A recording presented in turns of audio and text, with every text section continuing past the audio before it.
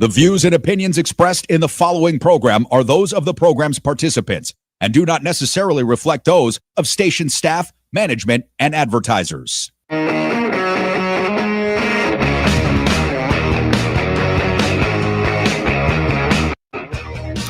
What's up, everybody? Happy Monday.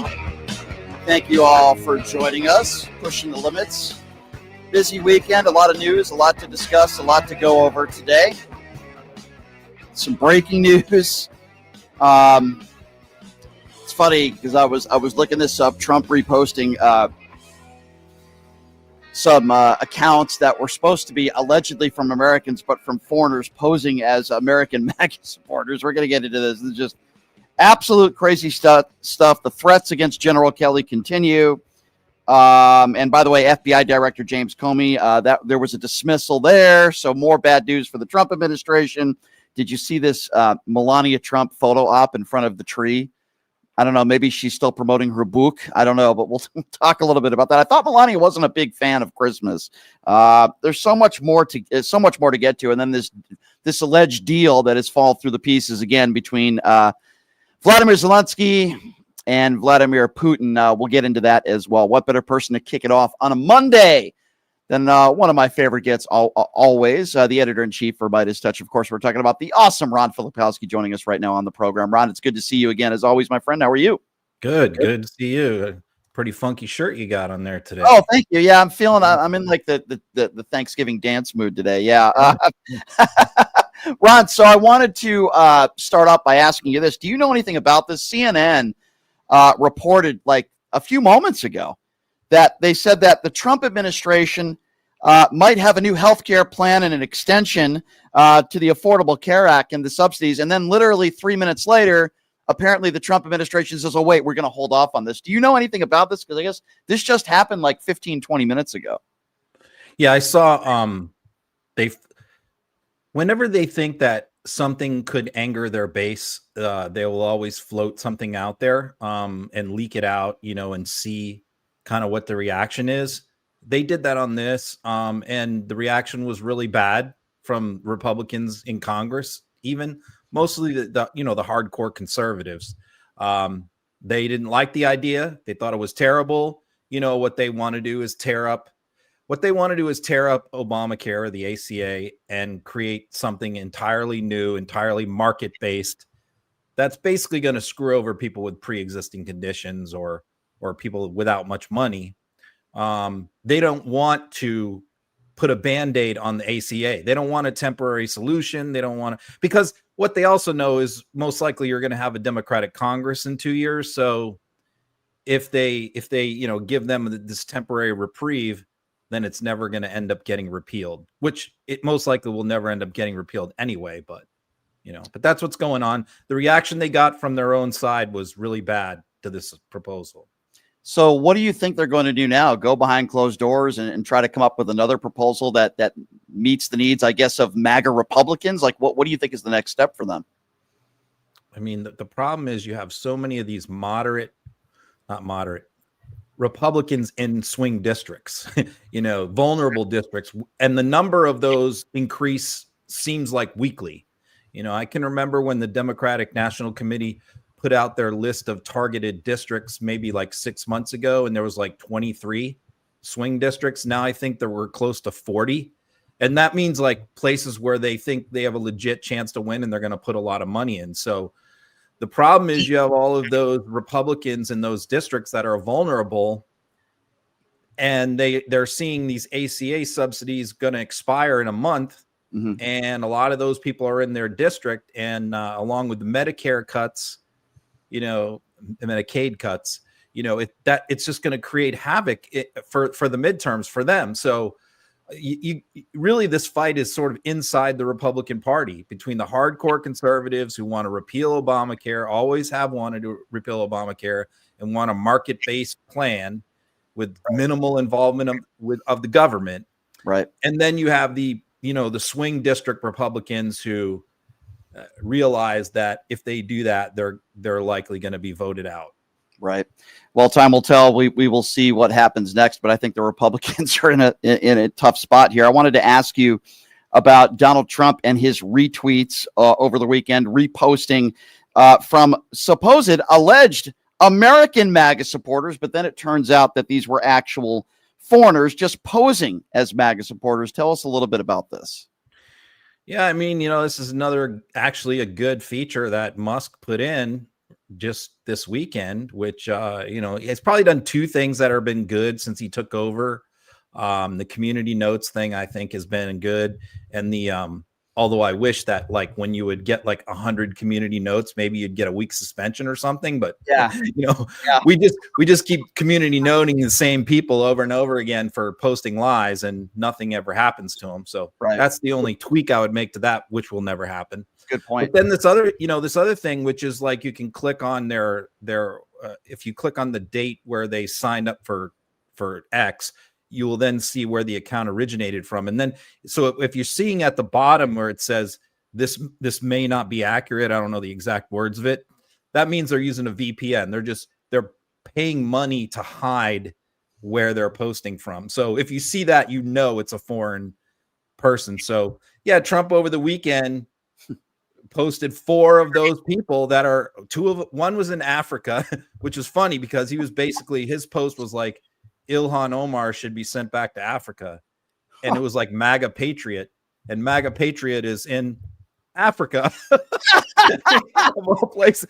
And then another one was in Southeast Asia. And then the other 2 were hiding their location using a VPN. So yeah, I mean, Trump has continuously posted all these fringe weirdo nutball accounts that say all this crazy shit over there on Truth Social. And now we're learning that a big chunk of them are not even American. Shocker. What a shocker. So all this is going on. I think you would find this just as repulsive as I would, as somebody yourself who served this country honorably. We both obviously have a lot of respect for General Kelly. What do you make of the threats from not only Donald Trump, but also Pete Hegseth that I find utterly despicable? What do you make of what has transpired here over the last few weeks?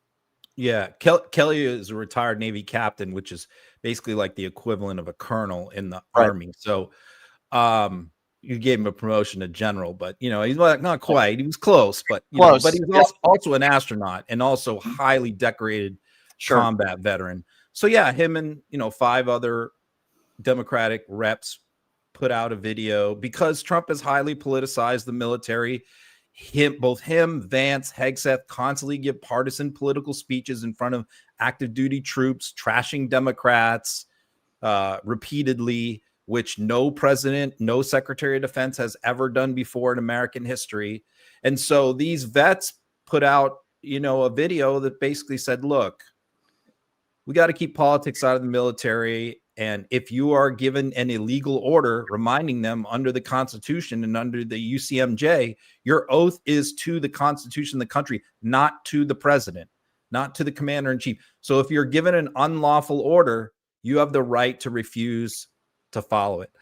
And the reaction to this has just been absolutely bonkers from Trump and Hegseth, completely over the top, which to me should send alarm bells to everyone. Why would you be that upset over 6 members of Congress telling people they don't have to follow an illegal, unlawful order? Now, no member of the military is gonna take that lightly. In other words, refusing to follow an order is like a massive, massive thing that can put you in a military prison.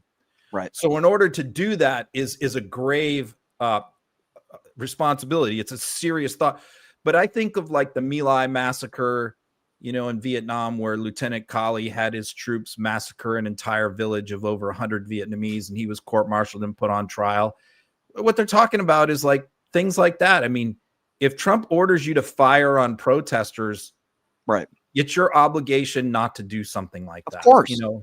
But there's all kinds of things like that. So now what Hegseth has done today is said that he's now investigating Mark Kelly as the only retired military person in that group, and may reactivate him, put him back on active duty, and court-martial him or reduce his rank or something like that.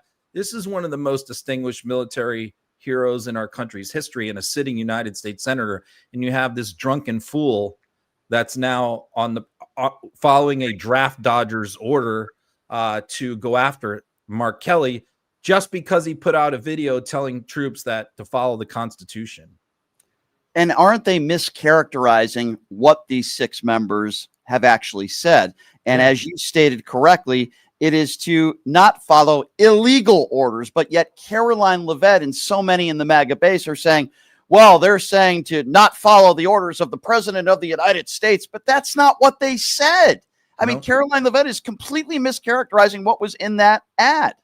No. Look, these aren't stupid people. You're talking about United States senators and members of Congress. Not only that, you're talking about some of the most level-headed, moderate, probably the most conservative Democrats in Congress in this video. Jason Crow, Alyssa Slotkin, Mark Kelly. I mean, you're talking about like not progressive crazies here, right? You're not talking about far left. We're talking about probably like the most moderate Democrats that are in Congress. So they didn't make this video like crazy, radical people. I'm sure they put a lot of thought into it. And what they said was very carefully written. They all said exactly the same thing. And it was very limited in scope. But to me, the overreaction by Trump tells you the problem. The problem is they want to seize political partisan control of the military. They have been, and I've talked about this on your show and others, they have been conditioning members of the military to ignore that wall of not being partisan, not getting involved in politics, not getting involved in domestic issues. They have been systematically tearing that wall down between politics and the military.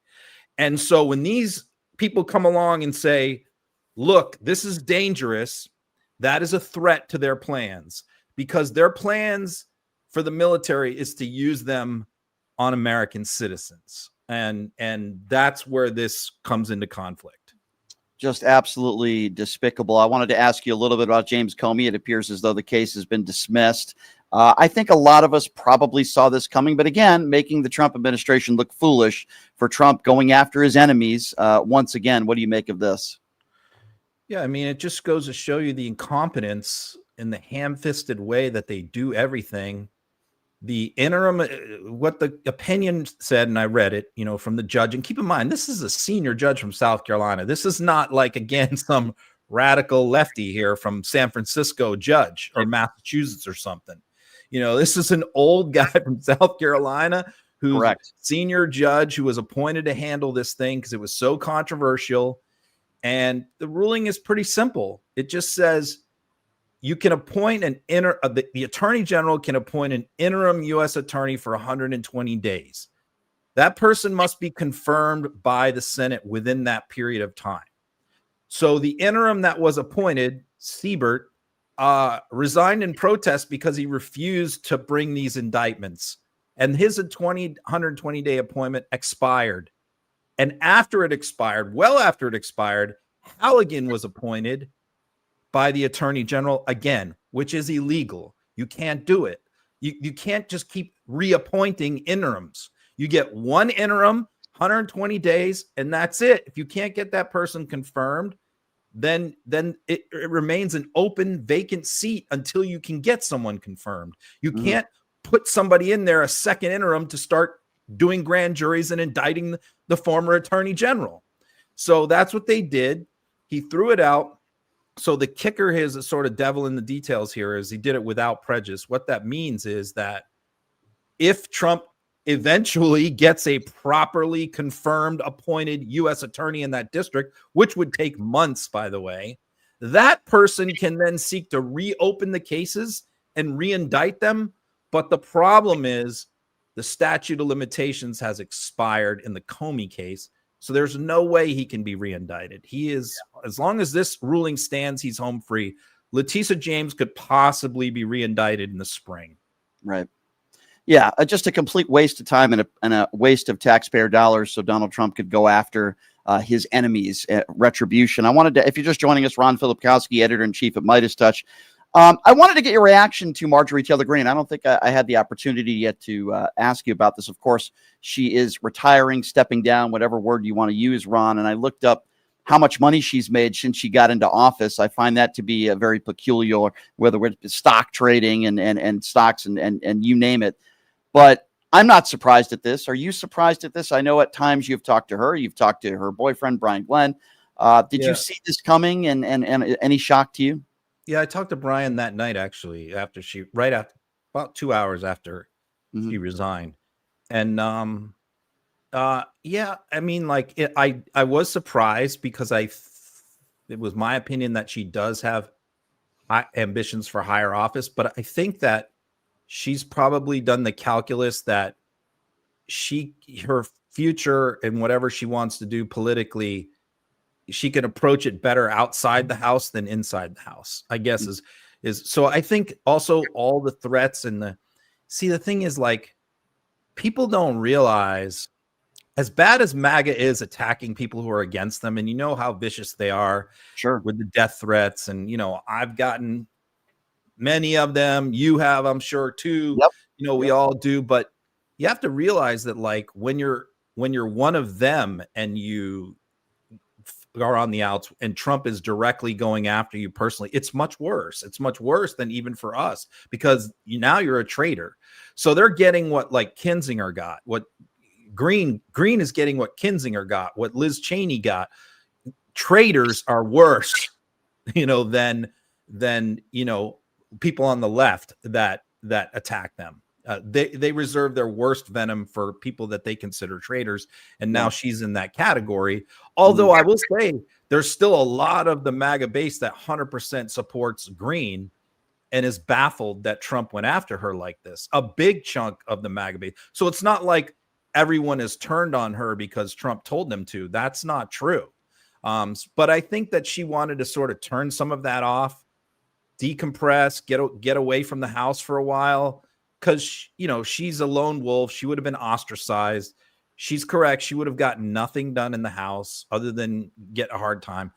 I don't think we've heard the last of her. I think she'll certainly be back. And I think that probably you're going to get somebody just as bad or worse representing that district.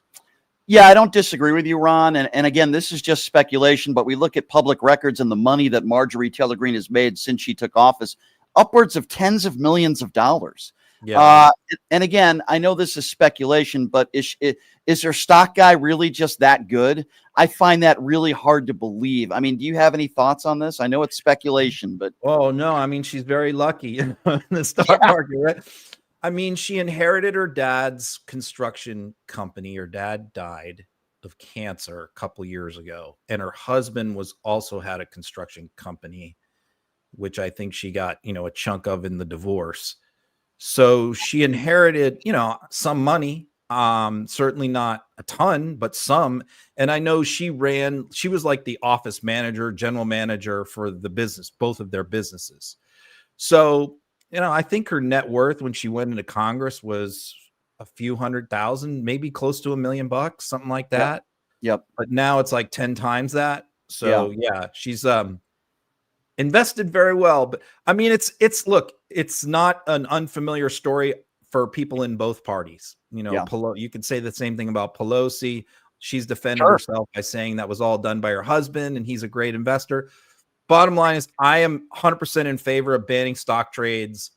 I don't think that the leadership of the Senate or the House is going to get behind it. It's going to have to be pushed forward by some sort of discharge petition, just like Epstein, which is another reason why Mike Johnson wants to kill discharge petitions, is because this is going to be the next thing, is the banning the stock trades is the next thing after Epstein. That's going to be tried. When I say discharge petition, that means something that can be forced to the floor by rank and file members, a majority of them, and go around the leadership, which is very rare, but happened with Epstein. And I think it's going to happen with stock trades. Yeah. And I completely agree with you. It's happened on both sides. I don't believe Nancy Pelosi any more than I would believe Marjorie Taylor Greene. I couldn't agree with you more on that. A couple more quick questions for you, Ron. Appreciate the time. This supposed deal with Ukraine and Russia, where pretty much Russia doesn't have to give up anything, and it puts Zelensky in a horrible position. It seems like that has fallen through as well. And I don't blame Zelensky for not signing on to this. And of course, the Kremlin want to go with the Trump original plan, which is, by the way, absurd. You're basically rewarding an evil, murderous dictator for invading our allies. What do you make of the situation where it's at right now? This is like just crazy and insane. I've written just tons about this over the last few days with my European sources cited throughout. It's pretty clear what happened here. The head of Putin's money guy, the head of the Russian Sovereign Wealth Fund, basically planted this story, brought this plan to an Axios reporter, passed it off as this is the U.S. plan. In other words, like, I'm leaking this to you. This is going to be the U.S. peace proposal, when in fact it wasn't. It came from the Russians. I guess to verify that, as far as Axios goes, Witkoff had signed off on it, that it was supposedly going to be the U.S. plan, but Witkoff is a Russian stooge. So the plan gets published, and immediately there's this huge backlash and firestorm, not only from Ukraine and Europe, but also Republican members of Congress who are pro-Ukraine went nuts. And then Rubio meets with several of the heads of the committees in Congress and says, oh, no, privately, and tells them, oh, no, this is not our plan. It's not really, this isn't us. I don't know what happened here, blah, blah, blah. And then they gave a press conference and said what Rubio told them. Then Trump goes nuts because they are made to look like fools. And then Rubio comes back a few hours later and says, oh, actually, it is our plan. But it turns out it's not their plan.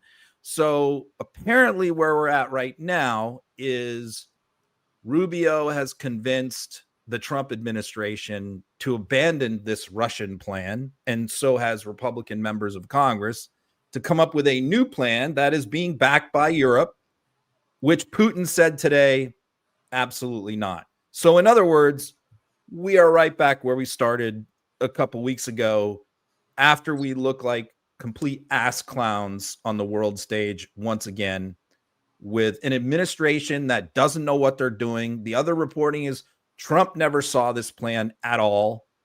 Rubio never saw this plan at all before it was made public. So you have people like Witkoff and other and Vance and other pro-Russia people in the administration running over here doing one thing, and then you have the other ones who want to sort of help out Ukraine doing something completely different, and neither one is talking to each other or knows what each other's doing, and Trump is completely in the dark. He just wants some kind of deal so he can get his Nobel Peace Prize. What a shocker. I hope he certainly never gets that. On a lighthearted note, Ron, before I let you go, kind of a two-part question. So I'm at the F1 races over the weekend, and all of a sudden, Kristi Noem and Kash Patel show up here, taking a little tour. And I'm thinking to myself, why are they in Las Vegas? What are they doing that is work-related? Nothing. They're here just taking a tour, going in the Lego pink Cadillac and walking around. And I'm like, what the hell are these people doing here? Like, I get it. There are celebrities here. I saw Magic Johnson here, Jay-Z and Beyonce. Okay, great. They're celebrities. They're having a good time. Some of them have a lot of money invested in F1. What the hell is Kristi Noem and Kash Patel doing here? It drove me nuts, Ron. It drove me crazy. It's literally like the same day, I think it was New York Times broke the story that Kash Patel has been using elite SWAT units to guard his girlfriend, to provide security for his girlfriend all around the country.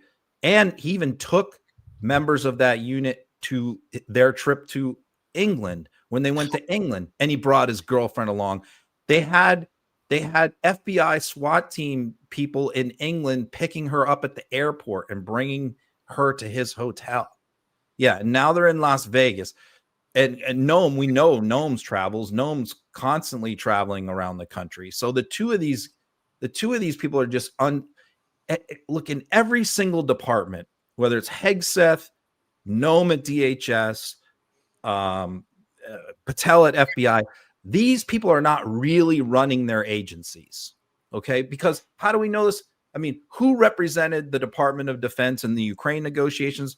The Secretary of the Army, Driscoll, because they don't trust Hegseth to be anywhere near anything important. So same thing with Patel. the all the reporting is the FBI higher-ups are very happy to have Patel running around the country having a good time, because then he can't screw things up inside the agency. If he's out there partying and having a good time, they're almost happy. Same thing with Nome. Like Nome it's not running the day-to-day operations of DA. So you have these clowns, these performative figures out there having a party on taxpayer dollars, handing out swag, doing photo shoots, putting out their Instagram videos. And then, their underlings are the ones that are actually running the agencies. But again, it just makes us look like an unserious country. While you're taking food stamps away from Americans that need it and healthcare, it's so sickening to me. Last quick question. By the way, what was Trump doing this Saturday? Looking at the military golf courses in Maryland, and he's bringing in Jack Nicklaus, hiring him to redo the golf courses at Andrews in Maryland. So the courses there will be nicer for him. That's what Trump was doing on Saturday. Yeah, really working hard for the American people. And don't even get me started with Jack Nicklaus. Don't even get me started on how disappointed I am at him. But that's another story for another show. Speaking of performative, I have to ask you about real quick. Two sports legends who have wrecked their legacy in recent years: Bill Belichick and Jack Nicklaus. Yes. Right? Yes.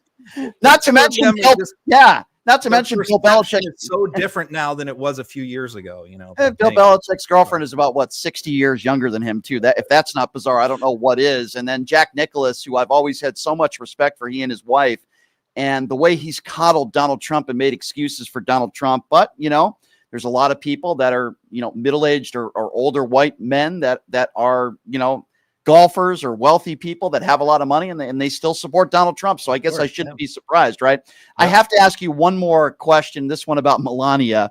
And speaking of performative, the word that you just used, what did you make of Melania taking that weird photo op today in front of a Christmas tree? We have her on recordings, as you've heard in the past, of her kind of mocking Christmas to an extent. What did you make of that? It just looked so forced and so just weird. What did you make of that today?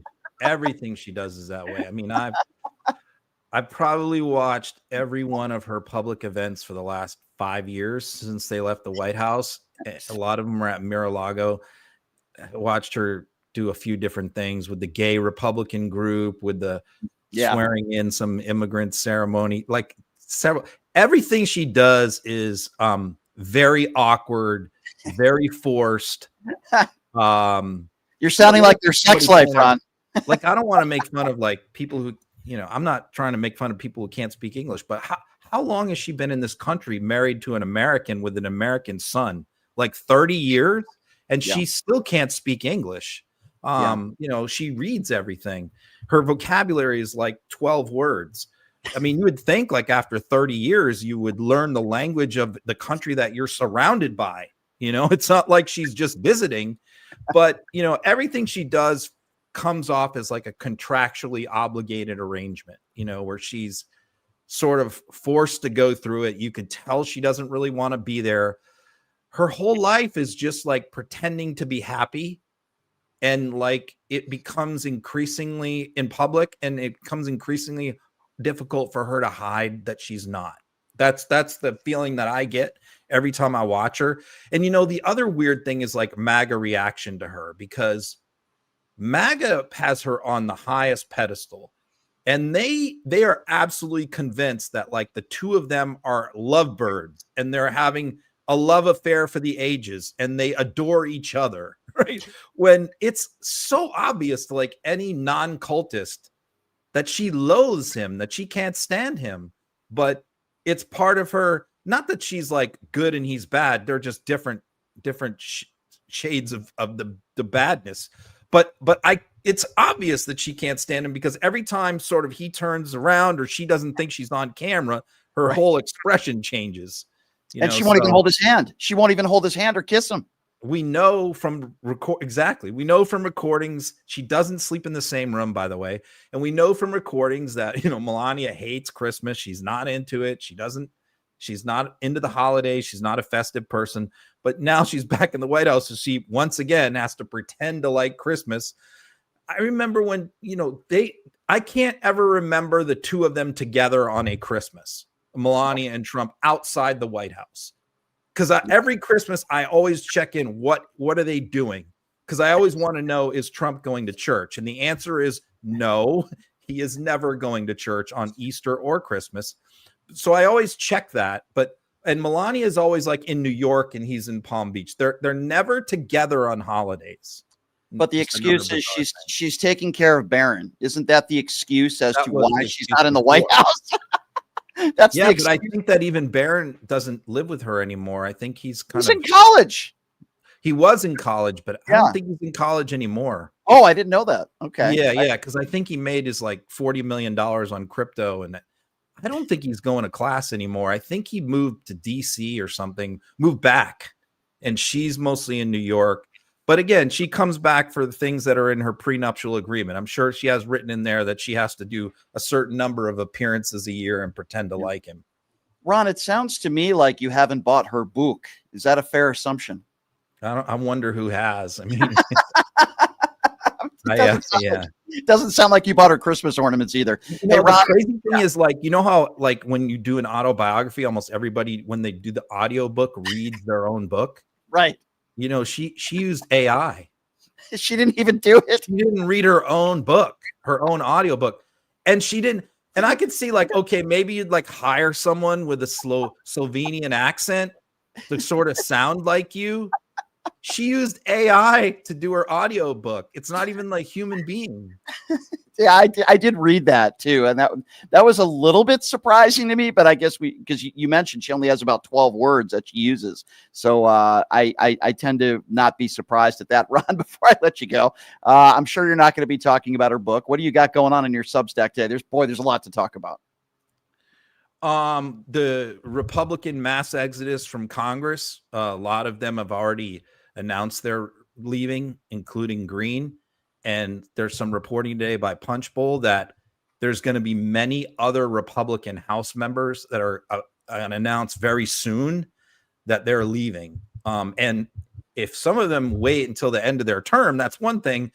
But look, if like 3 of them leave, then Mike Johnson's not the speaker anymore. So, you know, that's a little dicey. Writing a little bit about Dan Crenshaw's drunken escapades down in Mexico, where they disbanded his committee in Congress after creating an international incident down there.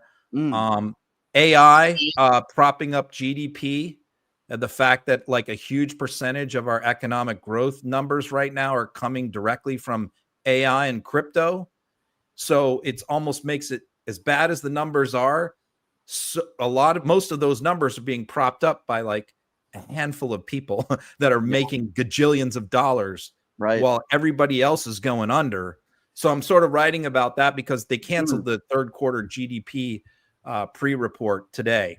And this comes hours after the Wall Street Journal ran a headline saying if third quarter GDP growth is bad, that could hurt the AI industry. So nice. Different things like that, whole bunch of different stuff. Can't wait to read it. It's funny, quickly, you just mentioned Dan Crenshaw. I did the Piers Morgan show the other day. I was right after Dan Crenshaw, where Dan had told Piers Morgan, quote, "This is the most transparent administration of our lifetime." And I just trashed him for that. I couldn't believe he actually made that comment, but I guess we really shouldn't be surprised. Another two-faced phony.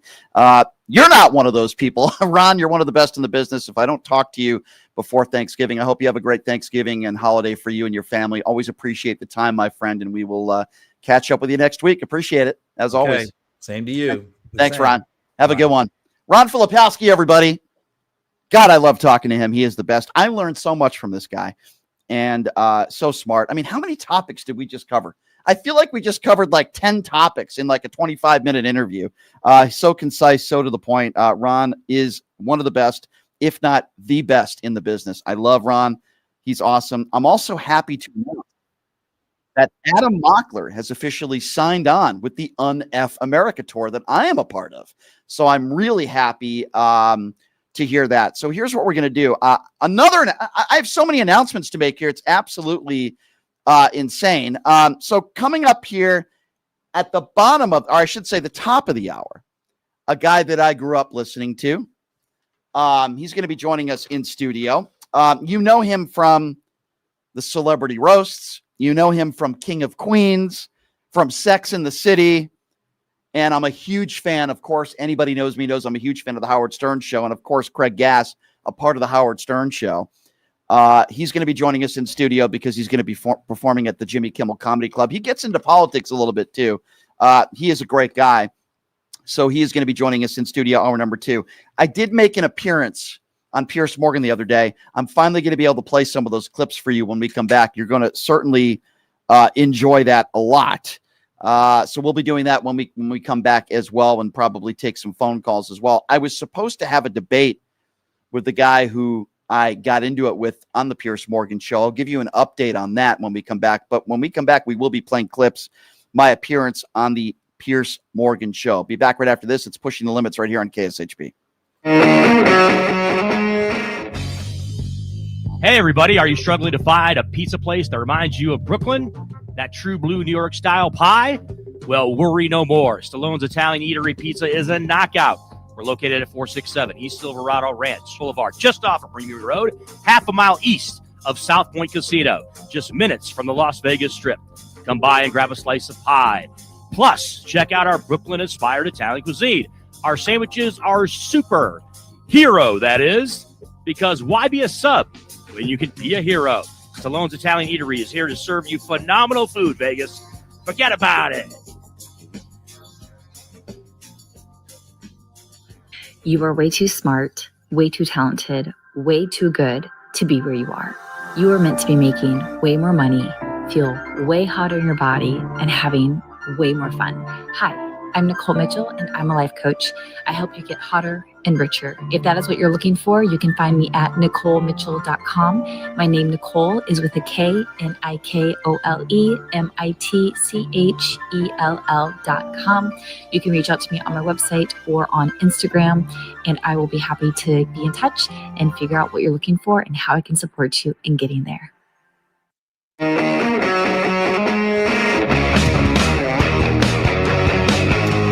All right, welcome back, PTL family. Thank you so much for joining us. We are in the YouTube Super Chat where your questions and comments can be heard. And, of course, the website is pushingthelimits.live. So there's a guy on social media by the name of Andrew Wilson. If you don't know who Andrew Wilson is, he is what I would call a fake Christian, a huge MAGA supporter. He's the guy who smokes his cigarettes in the middle of Piers Morgan interviews. It's like the weirdest thing in the world. I don't think he did that the other day, but it's really strange. I got into it with him on Piers Morgan the other day, and then all of a sudden he left the show. And I thought it was on purpose, and he claims he had issues with his laptop. I guess we'll get to that. But I was supposed to be doing a 2-hour debate tomorrow with Andrew Wilson, and we were scheduled to go. And now they're saying, well, wait, we might need to postpone it a week. They're very strange, but we're hoping to do a live debate with Andrew Wilson. But anyway, regardless of that, I was on a panel with 2 MAGA supporters. One blonde bimbo who works, I believe, for Ben Shapiro, and a lovely lady actually from the UK who came on to debunk Andrew Wilson and the pro-MAGA statements even of Piers Morgan. So it was wonderful. So the first question that I'm going to play for you was posed about another woman coming forward talking about Robert F. Kennedy Jr.'s infidelities, for lack of a better term, a memoir that was put out. So here's how this exchange went down. Have a listen and watch this. This was me on the Piers Morgan Show last week. I have men who come up to me. Just come up to me. Isabel, I don't know if there's something that you've ever suffered with. Men will just come up to me and we will be putting their hand in my hair and at the same time saying to me, can I touch your hair?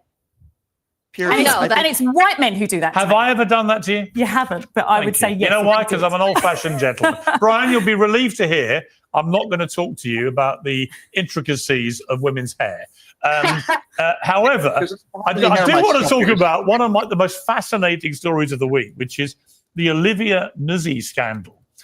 She, of course, was a top New Yorker journalist. She got embroiled in a scandal involving R.F. Kennedy because they were alleged to have had an affair. It led to her splitting up with her partner, Ryan Lizza, another top journalist in America. She's now released a memoir about her affair called American Canto without ever actually referring to him by name, is the understanding. It included this extract that's got a lot of attention. Yeah. Like all men, but more so, he was a hunter. In a literal sense, he used not a bullet, but a bird. It wasn't about a chase, but about a puzzle of logic and skill that amounted to a test of his self-mastery. He was the mouse and the architect of his maze, the giver of his own pleasure and torment. He desired desiring, he desired being desired, he desired desire itself. I understood this just as I came to understand the range of his kinks and complexes and how they fit within what I thought I understand of his soul. I mean, this is heavy-duty stuff. Ryan Lizard responded by saying that she had a previous sexual relationship, with a U.S. politician, and she hasn't responded to that yet. And there's more coming from Ryan Lizard. American media is agog with all this. Do you care? Well, the reason why I don't care too much about this is because we know who Robert F. Kennedy Jr. is, right? We know who he is. We know his past. We know the cheating and the lying and his ex-wife who sadly committed suicide in the diary. So I believe her. But I think coming out there and doing this memoir is a little maybe distasteful. I guess that's the word that I would use to describe it. Do I care? Well, Robert F. Kennedy Jr. is in a pretty powerful position under the Trump administration. So a part of me cares a little bit. But I already know who Robert F. Kennedy Jr. is. It'd kind of be like if 20 women put out memoirs about how they claim Donald Trump sexually abused them. I would care, but I would say, well, it doesn't surprise me because look at all the women that have already come forward. I feel the same way about this story and Robert F. Kennedy Jr. I think he's a despicable human being. He's never been faithful, my understanding, to most women he's been with in his life. And unfortunately, he's in a position in the White House that he shouldn't be in with no medical credentials at all. So, yeah, to answer your question, Pierce, I do care a little bit. I'm not surprised about this. I think maybe it's a little bit distasteful to put this stuff out there when we already know who. Asked about a memoir that a woman put out in regards to sexcapades with Robert F. Kennedy Jr. Do I really care about it? Not necessarily, not really, because we know who Robert F. Kennedy Jr. is. It's like if more women put out memoirs about Donald Trump, would we really be surprised? We know who Donald Trump is. We know who Robert F. Kennedy Jr. is. So now here's where things get a little bit spicy with this idiot Andrew Wilson. So Eye Patch McCain, which I'm not a big fan of the nickname of Crenshaw, but Crenshaw had just come on before I went on Pierce last week. And Crenshaw had said that Trump's administration was the most transparent. And then Pierce Morgan brings this up and we start talking about the word transparency. And Andrew Wilson also seems to think that for whatever reason, the Donald Trump administration is very transparent. Well, I sort of put an end to that. And here's my take on it. Have a listen. Andrew Wilson, is it over for Trump? Has he lost the manosphere, the broligarchy? And is that therefore the tipping point for the beginning of the end? No, he hasn't lost it. The thing is unless Trump, the main thing Trump needs to focus on is mass migration. That's what people put him in office for. That's what people want to see. They want to see him address that singular issue, especially the younger voters, especially the younger men. Until he does that, he's going to always be slipping in polls with them, and he's going to be slipping in polls with his base, period. That's what he's there to do. So Tim Dillon's point that he's making here, he says, look, he's losing support for younger men. That is true. He does need to address the mass migration issue. That's the issue of the time, and that's what people put him there for. Yeah, Brian Shapiro, I mean, on immigration, many would say that what he's done on the southern border has been a big success. They would agree broadly with the principle of deporting undocumented people in the United States who commit other crimes, separate to their visa status. Where the big flashpoint has been over just rounding up people who are undocumented and either threatening or deporting them. But, you know, I would say his base have been quite happy largely with what he's done there. One of the big things that's become a stick to beat him with is this whole issue of transparency, be it on the Epstein files, be it on, you know, the JFK files, be it on the murder of Charlie Kirk, you know, all these things. There's become a sort of running sore of a lot of MAGA people saying we're not getting the full transparency we were sure we get on all this stuff. How damaging has that been, do you think? I think it's extremely damaging, Pierce. The idea that this is the most transparent transparent president and administration in years is absolutely absurd. They campaigned on it. Donald Trump and so many of his supporters released the Epstein files. We saw what they did with Jack Posobiec and so many other Trump supporters out there in D.C. with the binders. We know what Pam Bondi said. Now, every single time a reporter asks him about it, he attacks them or they're Miss Piggy. He's unraveling by the day. We all know why Donald Trump doesn't want anybody talking about the Epstein files. We know why. Because he's all over them and he has something to hide.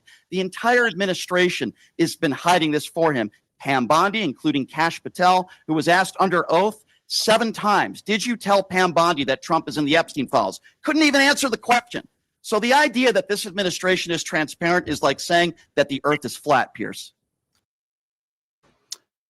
Yeah, that's how I. All right, that's great how I battle feel. out there. Two good football teams really going at it. Transparent. And listen, anybody that makes a statement like that is an utter imbecile. Okay? An absolute utter imbecile. And the fact of the matter is, it couldn't be further from the truth. And I will not allow anybody to make that case, whether it be the Pierce Morgan Show or anywhere else.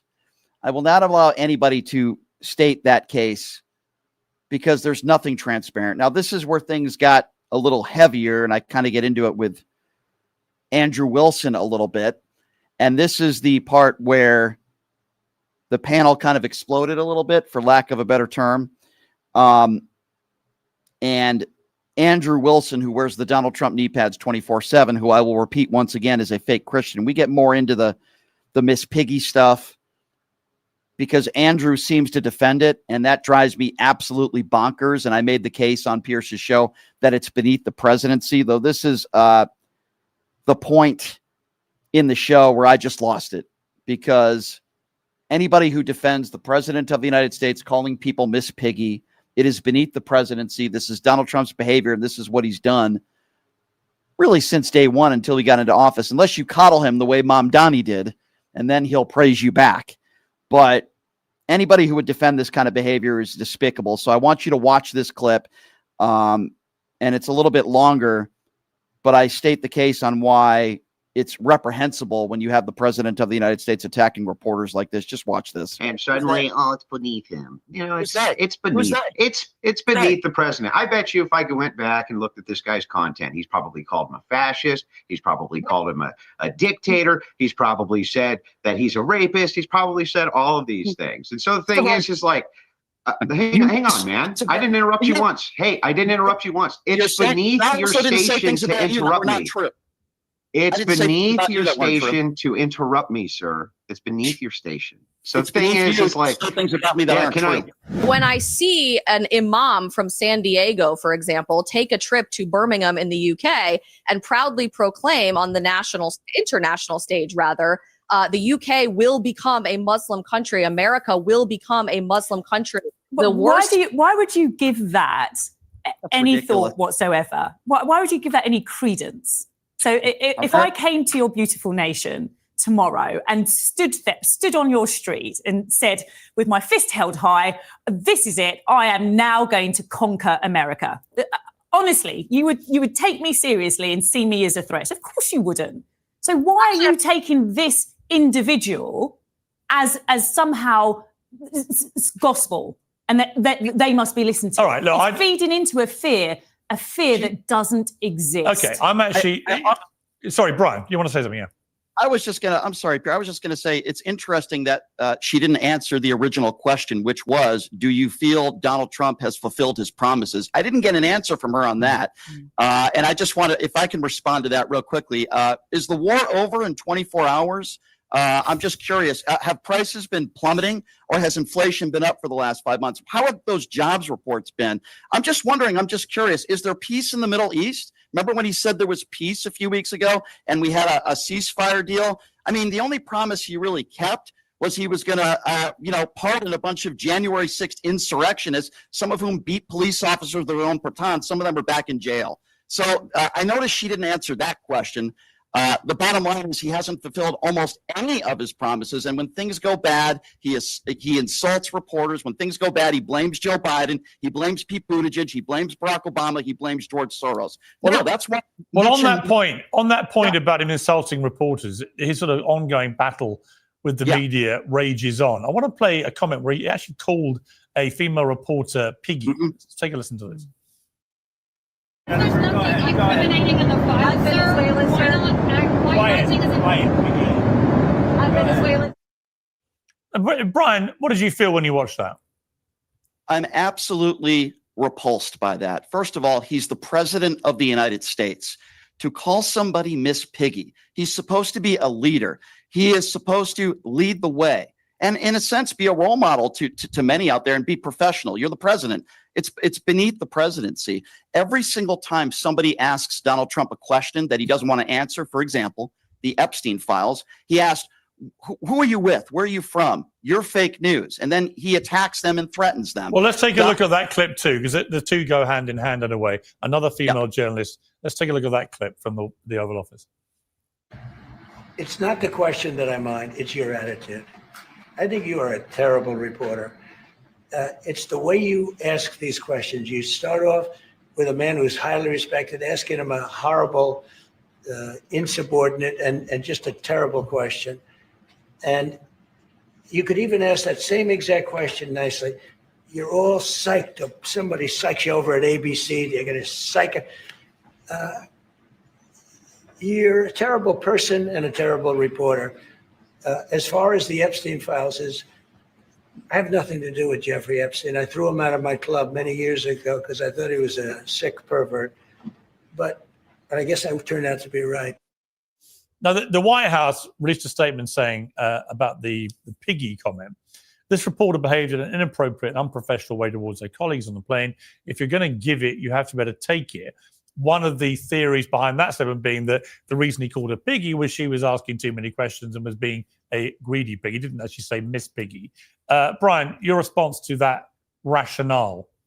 Let me respond to that first, and then the last clip you just played. First of all, even if that was true, which I don't think it was, a president would say, hey, I want to give other people a chance to ask questions, or I have no comment on that. But Donald Trump's never going to do that. That's not why he got elected. Because he's repulsive. That's why. Now, going back to that clip that you just played, that reporter asked two very good questions. The Saudi prince was sitting right next to Donald Trump.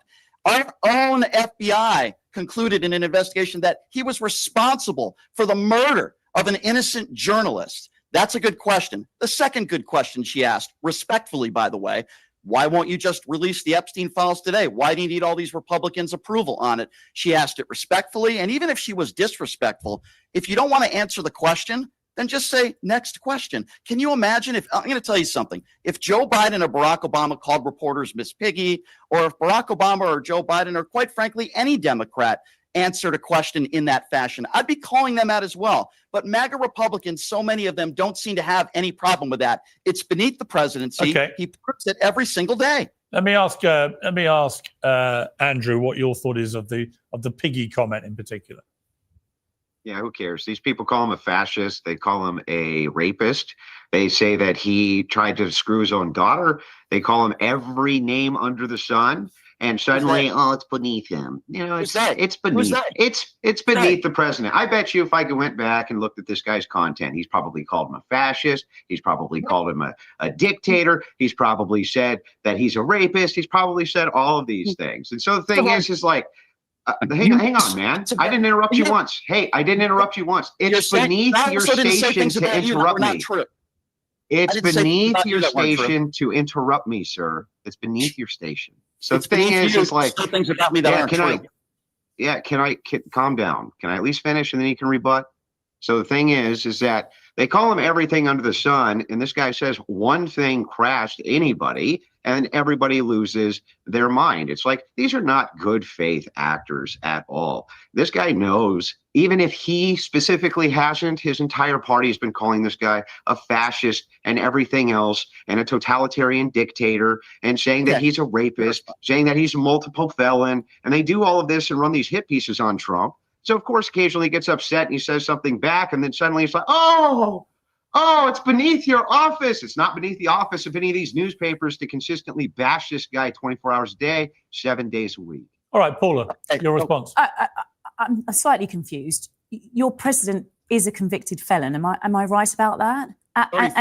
And secondly, he was found to have, and I don't want to get this wrong, so Piers, I'm sure you correct me, sexually assaulted a journalist. Was it E.J. Carroll? Again, forgive me if I've got... Yes, thank you. And she won damages for millions and millions of dollars. In a civil case. In a civil case, that's right. So a finding was made by 12 of his peers. Right, but the criminal conviction... Yeah, but Paula, the criminal conviction, just to be clear... Well, just to be clear, on the criminal conviction, for example, I do think that was an utter farce. Now there's Piers Morgan again. By the way, that woman who was just speaking, very intelligent, very well spoken, and I was glad to be on the panel with her. I was very unfamiliar with her work until now, and I think she's great, and I want to get her on the show. Andrew Wilson, the moron that was defending Donald Trump, first of all, he was comparing the president of the United States making generic statements to somebody like me or a newspaper.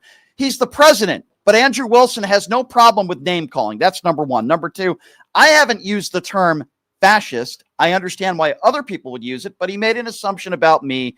I haven't called Donald Trump a Nazi. I haven't called him a fascist. Yes, he's a liable sexual abuser. I've said that because it's true. But again, I'm a radio host, and Andrew Wilson seems to think that a radio host using facts, calling someone an adjudicated abuser, is the same as Donald Trump calling a reporter piggy because he doesn't like their question.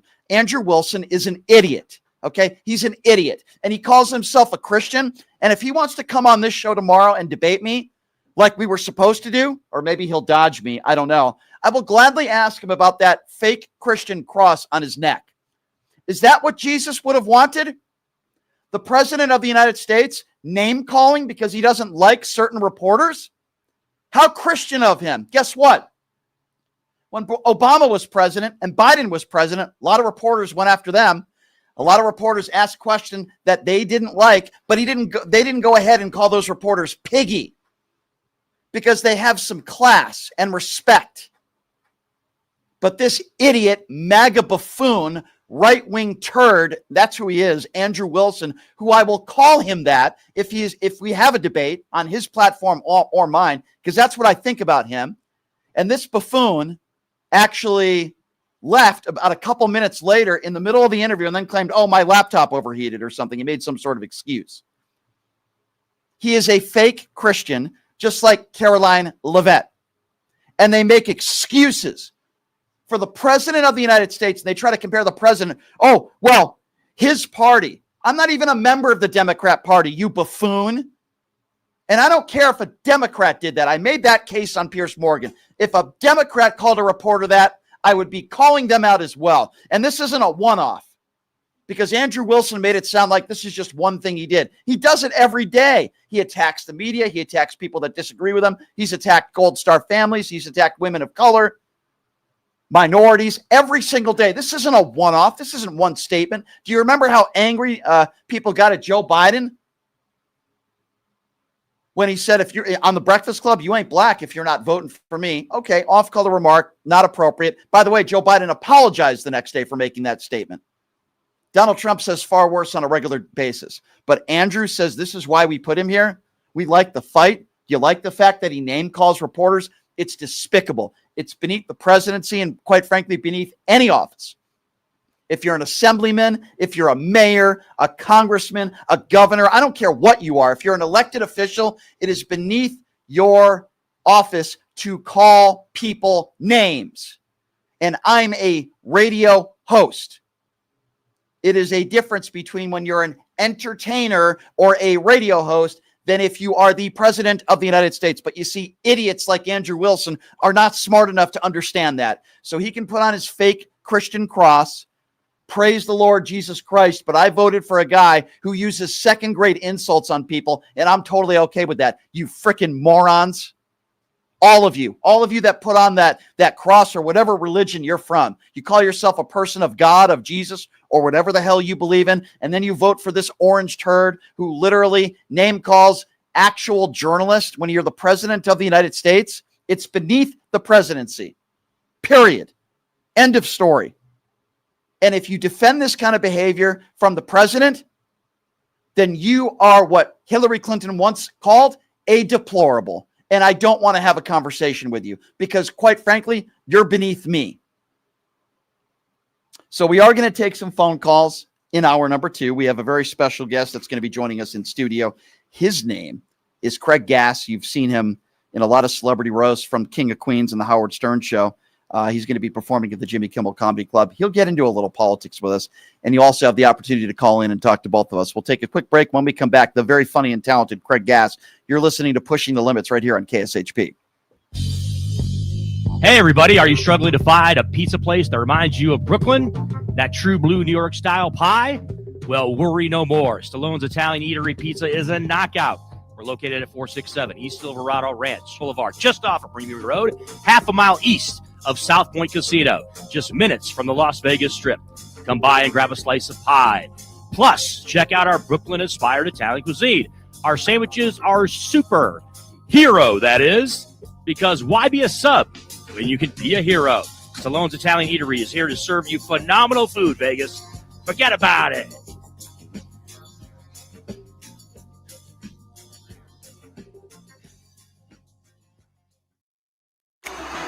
Who would have thought there'd be so many kids playing ice hockey in the desert? Jake Helb's Hockey Foundation and the Las Vegas Ice Warriors, founded by Gina Yusufzai 8 years ago, made it possible for families who can't afford the equipment and fees. Donate today at www.hockeyforkids.org and help us continue making a difference. Join us in supporting Jake Helb's Hockey Foundation and the Las Vegas Ice Warriors, where every kid gets a shot at the starting line. Just a reminder, our website is www.hockeyforkids.org.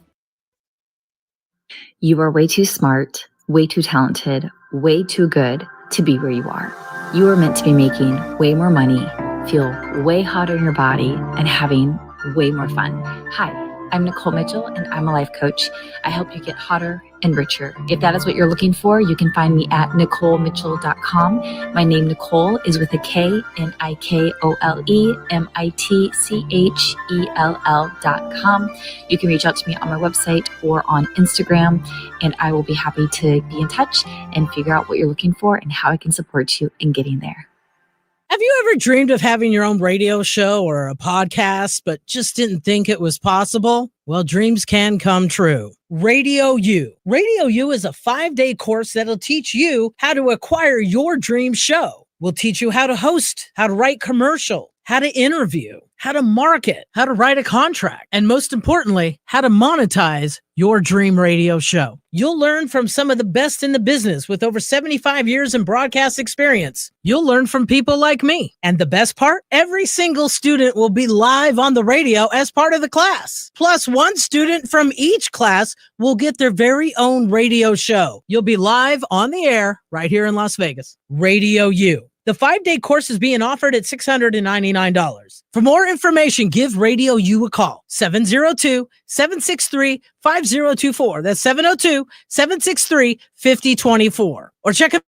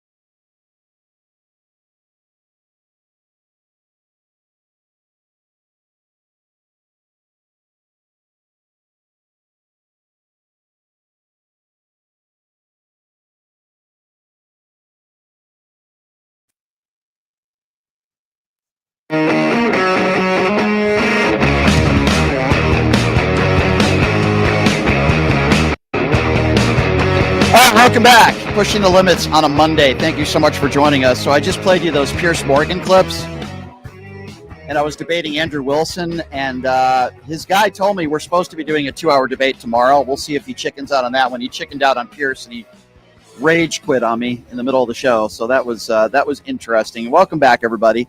We're also going to take some phone calls here in a few minutes. 702-221-7283 is the number to call.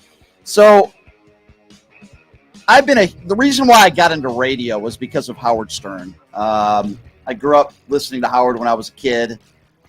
And, I love everybody from the show. I've had the opportunity to meet some great people from the show because I do radio. And the very funny and talented guy that is joining us in studio. I get a lot of people from the Stern Show. John DiDomenico is a friend of mine. He just was in studio a few weeks ago. This guy, you've seen him on TV. You've seen him on King of Queens. You've seen him Sex and the City.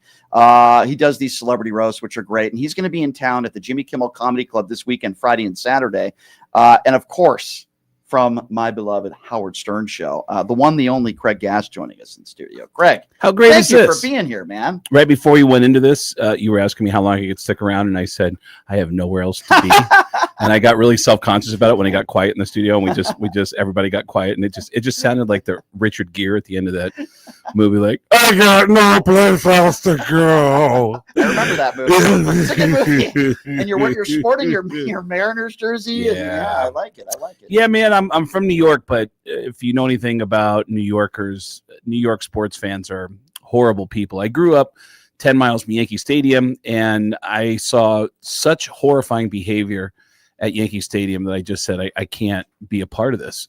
And I just, if my team winning means that all these a-holes are going to be happy, then I'm out. I made that decision when I was 8 years old. By the way, we need more people making decisions like that today, where you see that the group think is getting out of control. You got to call it out. I think that's fair. So I moved to Seattle to start doing stand-up. And when I got there, a couple of my favorite Yankees were there. Lou Piniella was the head coach, and I was like, "Oh man, I'm going to be a fan." So that's pretty cool. So I became very liberal in Seattle, right? It's a very liberal city. Yeah, it's a great town. It's they like their coffee. Yeah, the first rehab I ever went to, first drug and alcohol. There are a lot of people on drugs in Seattle. Yes, there are. There's a lot of people on drugs. Period. Everywhere. Especially in your industry, right? Yeah. Well, living in this country, it's there's some pressures and people feel a need to tap out.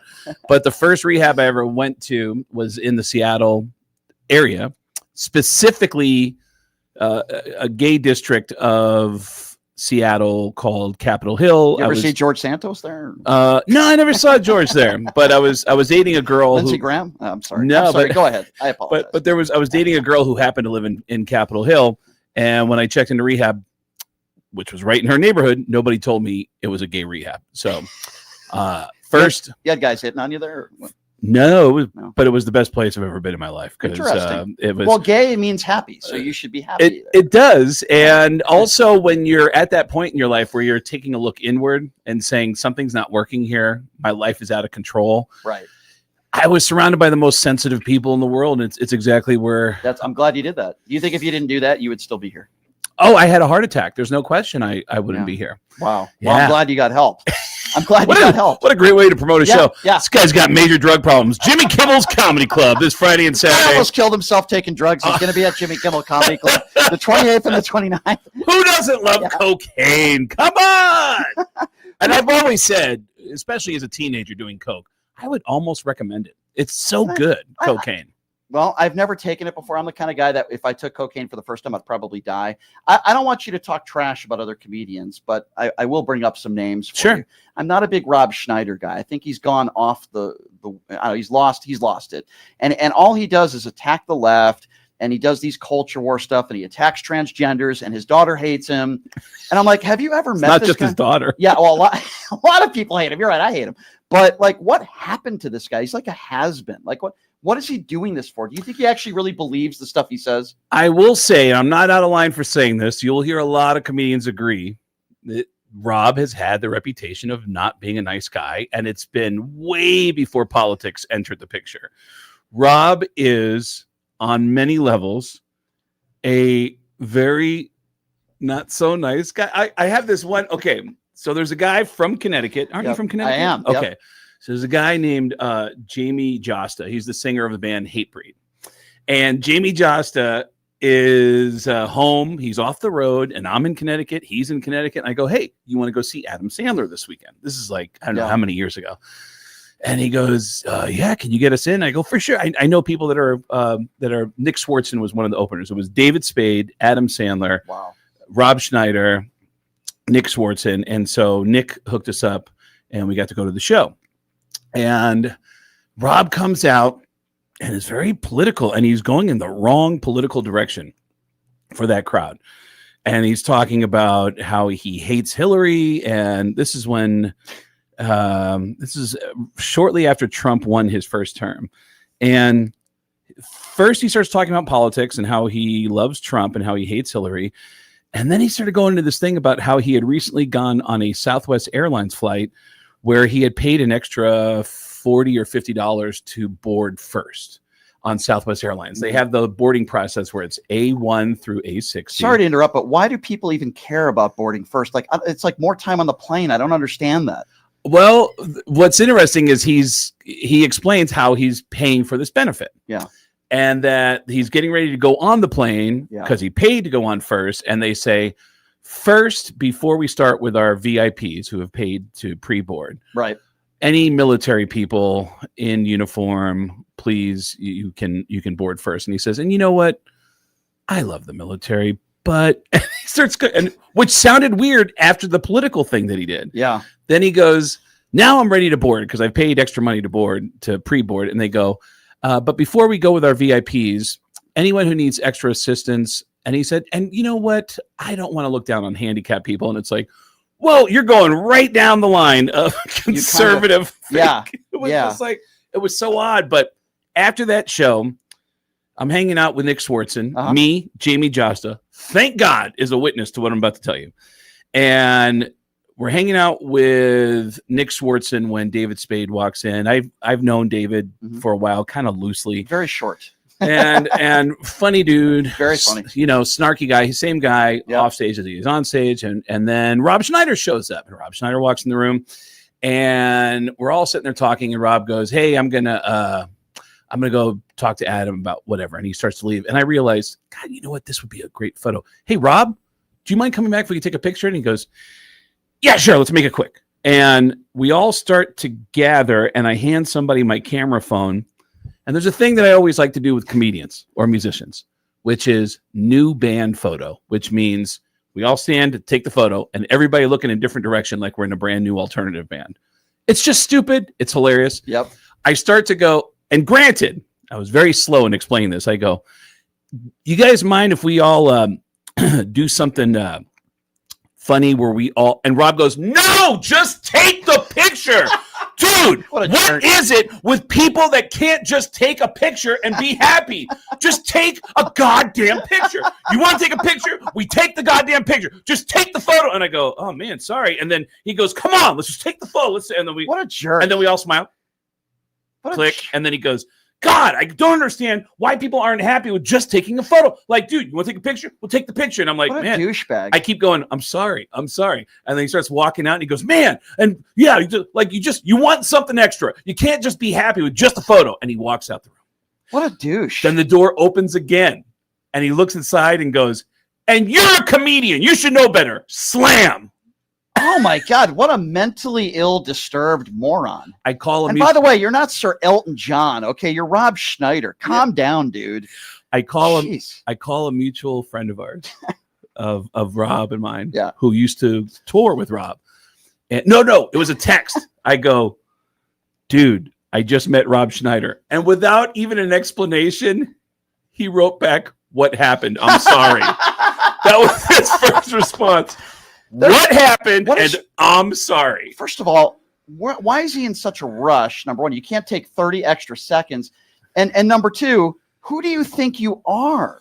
Like, who do you think you are? What a jerk. But, listen. I got a good story out of it. Yeah, you do have a good story. But it's like, now he's gone the political route. I don't think he ever used to be like guys like James Woods and others, the last I don't know, 5 to 10 years. Now all of a sudden they're political and they just attack one side of the aisle. Do they think it's good for their career? Do you think Rob really believes the stuff he says? I mean, he literally attacks transgenders and calls people libtards. He does that like on a daily basis. Well, I think it's weird because the cracks are starting to show now of what New Yorkers, and I've been saying this forever, I cannot believe that the rest of the country is just now starting to find out what New Yorkers have known about Trump for decades, which is that he's got a long track record of what's happening right now.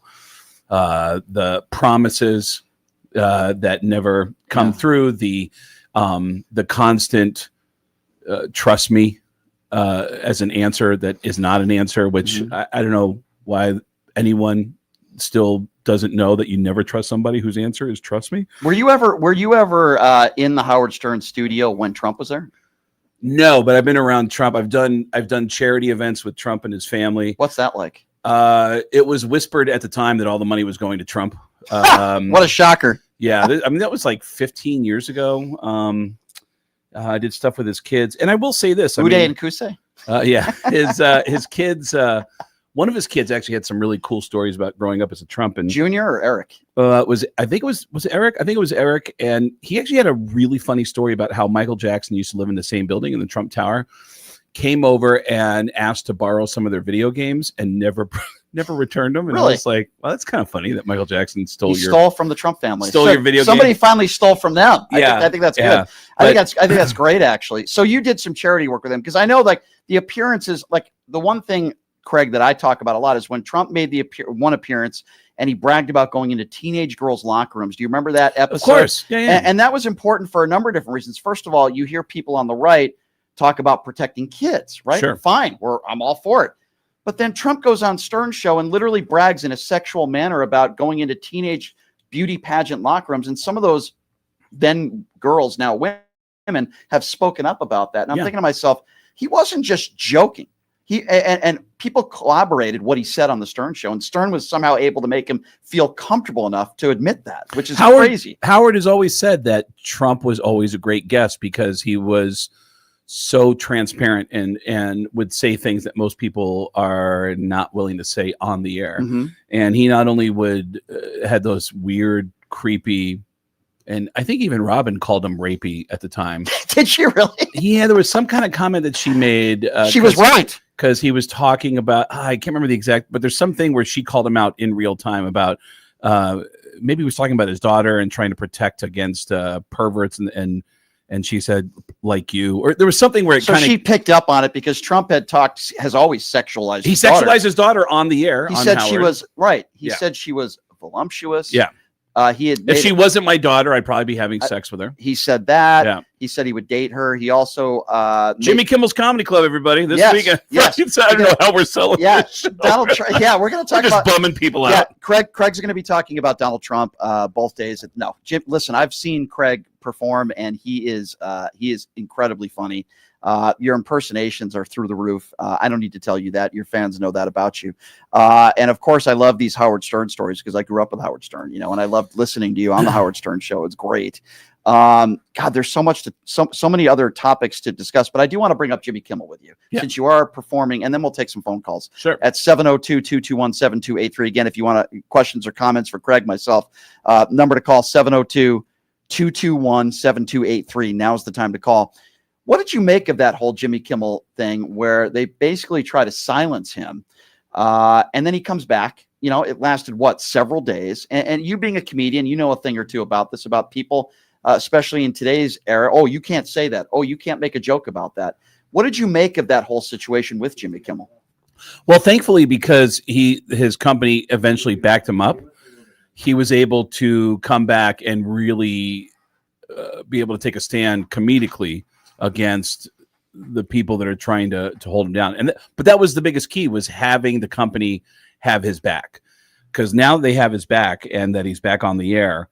I've always said when people would talk about how crowds have gotten too woke in comedy, I would always say, but this is the best time for stand-up because comedy can always fight back with facts, and facts will always trump feelings. And there's a lot of feelings that Trump has about critical thinking against him. For what you do for work, there's a lot of people in my business that are maybe on the other side of Trump that are afraid that there's going to be retribution towards people like us, and that's been happening. Do you ever get that sense at all? Because you don't do a lot of political jokes, but I don't do any. Yeah, you don't really touch that, but there's a lot of people that do. Yeah. And do you feel like they're worried, and the people that you talk to that they have to be careful of the line that they cross? Well, the idea of censorship belongs to the people who don't understand that they're not bright. I mean, that's just, there's facts and there's feelings, and there's people who have really strong feelings about like, I don't like hearing that, and you want to censor it. And it's like, yeah, but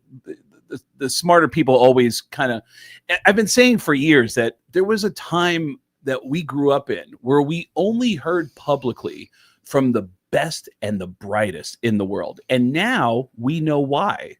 Because all the dumb people have a voice, and we're like, wow, there's some really stupid people out there. Listen, I'll say this. I've never said that if you voted for Donald Trump, everybody who voted for Donald Trump is dumb. But I do think most people that are dumb voted for Donald Trump. I guess I'll leave it at that. Yeah. That's just my personal It's like if you voted for Donald Trump, it doesn't make you racist. But if you're racist, you 100% voted for Donald Trump. I say that all the time. As my girlfriend nods her head. I say that all the time. All the time. All right. Number to call if you want to be a part of the show. We got very lucky to have Craig Gass in studio. Big fan of his for a long time from the Howard Stern Show. Yeah, sure. Sex and the City, King of Queens. Done a lot of celebrity roast, and he's been doing this for a long time. And I think the first time I saw Craig, I was like 17 years old. No way, really? Yeah, I think you were in Hartford, Connecticut, at a Meadows Music Theater. You did like 10 minutes of stand up in between Public Enemy and Creed. Yes, I was there. I was there. No way. And I'm like, I like this guy, and then I recognized you. Wait, I've seen this guy on TV, and then you're all over the place on the Howard Stern Show. That was the first time I saw you. No way. You know what I heard when I walked on stage? It was I was working with Dee Snider. Yes, who was the morning show host. He did a show there, at 104, Radio 104. Yep. And so they had this big radio show, and it was Creed, Public Enemy, Huge. and 311, a bunch of bands, and they wanted to put me on. Yep. After Public Enemy. Yep. And Public Enemy is literally coming off the stage. I walk out with a microphone, and I go, "How you guys doing?" I remember that. And someone yelled out, "Kill him!" By the way, Flavor Flav lives here. I don't know if you knew that. He did. I run into him at some events. Chris Angel has a big event. He Chris does is a good dude, every year, and I've seen Flav. How awkward is that? Like Public Enemy gets right up to Kill stage, him, and then you're going on the stage. Dude, you learn over time how to deal with heckling, how to deal with booing. Right. I still don't have a comeback for Kill Him. That was over that's a tough 25 one. years ago, and I still don't have a comeback. I found that out a couple weeks ago at a comedy club in DC. We were talking a little off the air. Tim Pool invited me to his live studio audience, like maybe 200 or 300 people there. I was called everything from homophobic slurs to anti-Semitic statements, some of the most vile things, but I gave it right back to them. So, Yeah, I mean, I do like to engage with friends of mine who voted for Trump, and I keep the name calling out of it. They can throw name calling at me, but I keep the name calling out of it because well, first of all, dialogue is important. My girlfriend and I actually have this discussion all the time. Like, we disagree, where my girlfriend takes a hard stand and it's just like, screw those people. Like, they don't, and I'll be like, but babe, they're just misinformed. That's all it is they're misinformed. I have a name for a lot of these people. Maybe your girlfriend can use it. I call them Trump mushroom gobblers. That's like my name. Right-wing buffoons is another one. I tell them to take off their Donald Trump knee pads. I'm losing my girlfriend to you right now as you're talking. She wants me to take a harder stand, but my belief is, and I've seen it time and time again, is that my friends who are Trump supporters overwhelmingly are some of the most honest, hardworking people I've ever known. They also happen to be very gullible. Ill-informed is a nice way of putting it. Misinformed. I think there's brainwashed. There's a friend of mine who's always dealing with this with her parents. Yeah. About how her parents will just say, "Oh my God, I saw this thing." It's like, "Well, where did you see it?" "I saw it on Facebook." "Did you click on it?" Yeah. Well, now you're getting 100 of those now because you clicked on it, Well, I'll try to refrain from name calling if any Trumpers call in. I think we have a few on the line. So okay, cool. We'll see how this goes. Sure. Again, Craig Gass joining us in studio. 70. I promised I would take some calls today because I didn't take calls Friday. 702-221-7283. Let's start off with Herb. Herb is first up on PTL. Hi, Herb. Hey, Brian, how you doing, buddy? Long time no talk to. What's up, Herb? In the spirit of fairness, what about when Biden called Steve Ducey a stupid son of a bee? Yep, I remember that, and I think that's wrong also. So agreed. Your point? Did you ever bring that up? Yes, I did. Have you ever talked about that? Yes, I did. In fact, you did. Yes, I never remember you talking okay, about well, that. Herb, you never said it in all the time. Herb, but you can I answer your question, Herb? Boy, you're amazing. I think you have Alzheimer's and you're in the bunker, Herb. So keep Herb on the line. So Herb, the day after, not only did I talk about it, but I played the clip, dumbass. Okay, I played the clip. I don't remember that. Oh well, then get out of the bunker. Then get out of the bunker. You must have Yeah. Alzheimer's, Herb. I'm not in the bunker. You know, we have a You're in the TV bunker. star. We have a TV star and a comedian. And then he hangs up the phone.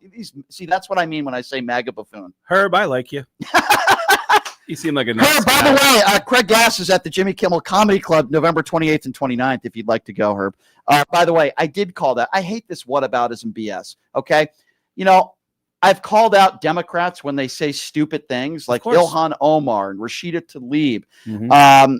And usually they apologize. Donald Trump doesn't apologize for anything. Anything. Oh, that is the messaging that's gone through the whole party. It's like, just keep moving forward. Just do not apologize. Don't even respond to any court requests. Like it's we've reached a level of insanity that's not to go on a tangent here, Craig, but what would be the whataboutism to Donald Trump is in the Epstein files over 1,000 times? What would be the whataboutism to Donald Trump is an adjudicated liable sexual abuser and a 34 count felon? What would be, but Joe Biden sniffed a girl's hair. I mean, I can't have a conversation with these people. I just can't. It's crazy. It's really crazy. And what I will do, and you'll see this on my Facebook page from time to time, is I like to just ask one question and just say, hey, is anybody here still a Trump supporter now? And if you are, I want to ask you a question. I'll raise my hand. And then I'll say, hey, and it'll be whatever the question is. Yeah. I will only ask a question where there's one answer. And it's very obvious what the answer is. But the answer is a tough one if you're a Trump supporter. Yeah. And I will spend hours sometimes trying to get people to just respond to the one question, because along the way they'll go, you're not even funny anymore. You haven't been funny since you were on this TV show. And I go, I agree, but I'm asking you a question.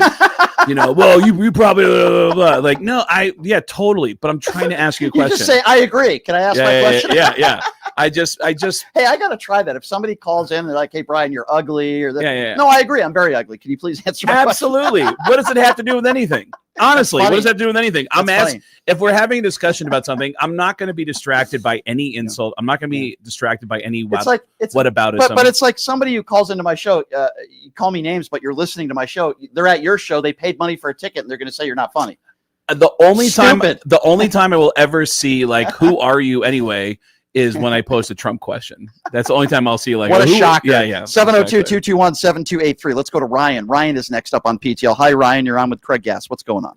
It's crazy. Ryan, are you there? Go ahead. Hello, Craig. Hello, Brian. Hi, Ryan. It sounds like you're on an Obama phone. Sounds like you're in a tunnel. Ryan, we'll get back to you. We'll get back to Ryan a little bit later. Ryan, hang on the line. Fix that phone. Let's go to Clarence. Clarence is next up on PTL. What's up, Clarence? Hi, Clarence. Big fan. Thank you. And wait, me or Craig? Who are you talking to? Craig, of course. Okay. I'm the number 2 caller on PTL behind this guy, Democratic MAGA. He's phenomenal. Don't know what he's talking about. Go ahead. Are you glad that it seems like the woke mob, the pendulum is starting to swing the other way? So, for instance, I listen to old Artie Lang and Eddie Murphy, and if you listen to that now, you're a racist. And I love how they used to try to cancel Chappelle, the woke mob, and he stood up to him and he said, no. Sir, don't be a racist. That's a racist question, sir. Sir, don't ask racist questions like that. It's racist, sir. Sir, why are you bringing race into the conversation? I'm sorry, go ahead. But do you find it now it's comedy's getting back to kind of the good days where you can make jokes and you won't get canceled or like the old Artie Lang on Howard Stern, If you played that now on the rate, they put you in jail. They Like, tried it to was cancel so Jimmy. funny. They just tried to cancel Jimmy Kimmel, though. What are you talking about? Not the woke mob. The woke mob love him. The woke mob tried to cancel Chappelle. I want because he was Craig to making answer this. transgender I jokes. want Craig to answer this question, but I'm getting the sense, Craig, that he's making the case that it's the left that is censoring everybody, which is obviously not true. But go ahead, Craig. Well, there has been huge attempts from far left people to cancel people. Sure. And nobody's gotten canceled. Not even Louis C.K., who did something that I passionately disagree with, which is, there's people who would even defend. Didn't he pleasured himself in front of women? Yeah. And the defense that people on that side will say is, well, he did ask. And I just keep thinking, if I asked, like, hey, do you guys mind if I just do this right now? Yeah. You would think it was an insane question and would go, yeah, whatever, dude. And then I start doing it and you go, Clarence, whoa. Clarence, do you do that to your Donald Trump poster before you go to sleep at night? Be honest. Be honest, Clarence. Clarence has a good point. Clarence has a really good point. There are people on the left who have tried to cancel and have been offended. And it's wrong. But no one was ever actually canceled. Nobody was. There are people that were offended, and people would say, hey, you shouldn't be able to do this. And there are people who continue to be offended.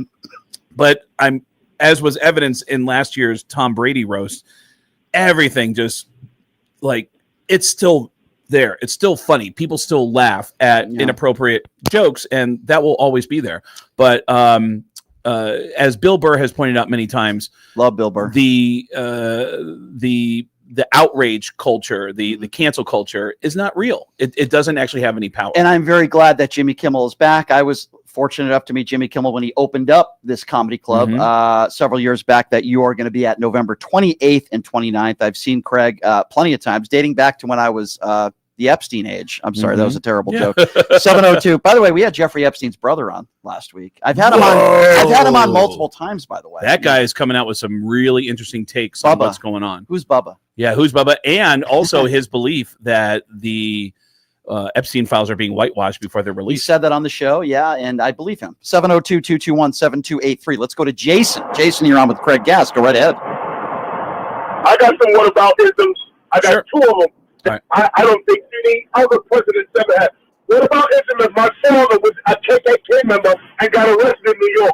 But whataboutism that my maid left a book of Mein Kampf next to my bed so I can read it every night, like a Dr. Seuss book. Or whataboutism where he said all Jewish people are dumb if they didn't vote for He Trump. did say that. He did say that. I think Jason's talking about Fred Trump, who was arrested at a Klan rally, by the way. Jason's not lying. He's telling the truth on that. Is that right? Well, I know that Trump's dad was they say that he was a member of the KKK, but he was arrested at a Klan rally. Was he really? Yeah, that is actually true. What a I can totally picture them all wearing Klan outfits. Who was the KKK guy, by the way, that was on the Howard Stern show frequently? I forgot his name. Oh yeah, What the heck was that he guy's was from name? Oh God, I forgot his name. Was that his real? Like nobody made him say those things. Like he really believed all the racist things he said. 100% believed those things. And I do remember there was one commercial break when I don't know, was I ever in the studio with him? Where I know Daniel Carver. Yeah. Yes. By the way, the previous caller, Clarence, who said that if you listen to Artie Lang, you could get arrested. I mean, those are like extreme things that are just simply not true. What has Artie Lang ever said that he would get arrested? I don't think he ever incited violence. I don't think he ever threatened anybody. No. He made a lot of jokes that some people might find a little bit offensive, but I always thought that Artie Lang was funny. I've always thought he's funny. I don't like the relationship that he has now with Stern, which is no relationship. Right. But Artie was a guy that obviously suffered and probably still does from substance abuse and stuff. And I think that he's sober. Is he sober He's now? been sober for many years. What's up with his nose? He never wanted to get it fixed because he wanted the reminder, which I kind of admire.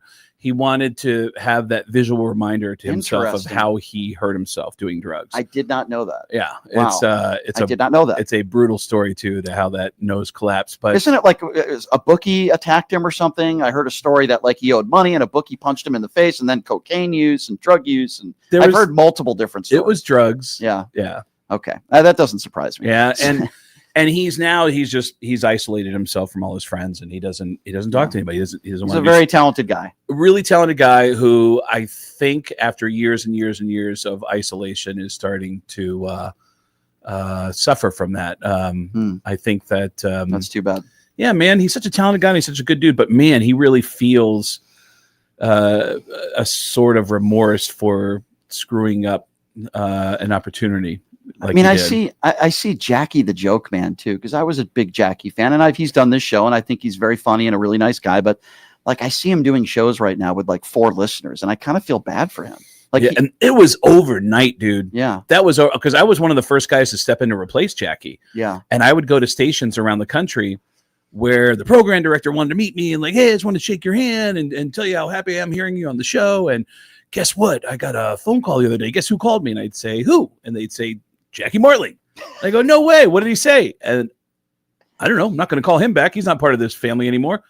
It was like overnight. Nobody wanted anything to do with I like him. Jackie. It's sad, really, but obviously he's the one who made the mistake. I mean, he would still be there if he wanted to be there. Now he does, but it's too late now. It is the example Yeah. of screwing everything up and not negotiating. It's too bad because I thought he was a good fit there, and I really loved him there. I wanted to ask you before we take another call about Howard, because a lot of people say off the air Howard's a very different guy. He's a little shy. He's got some anxiety.